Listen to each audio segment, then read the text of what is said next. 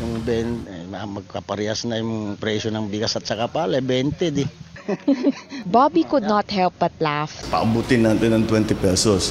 thinking about the government's promise to sell rice at 20 pesos per kilo. He says going below that price is already low for palay.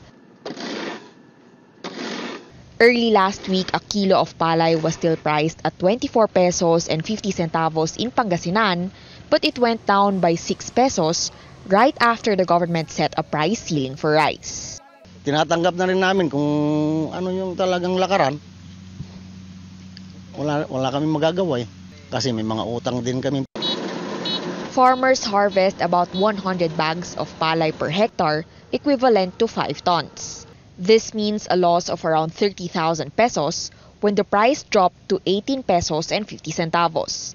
Rice trader Mario says some of them have been buying palay for less or at 17 pesos following the price cap. Farmer talaga ang tinamaan. Ang pinapaboran ng gobyerno natin yung mga consumer. Ang mas magandang gawin, i-maintain na lang yung presyo. This is how rice harvests look like as of now. If you can notice, it's not yet that matured as farmers call it. Some grains are still green instead of golden or yellowish. Some farmers say they rush to harvest these in fears of possible typhoons.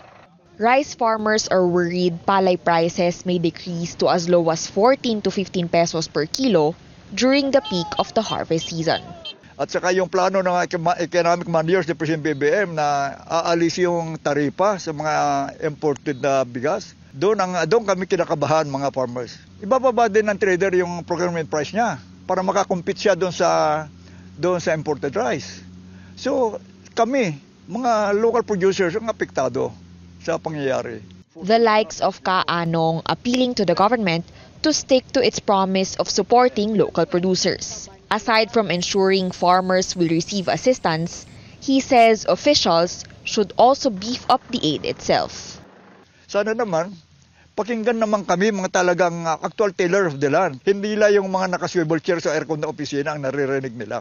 Lagi lang sinasabi na the farmers is the backbone of the economy. Backbone na may osteoporosis dahil sa kahirapan sa dami ng utang na kukuba na.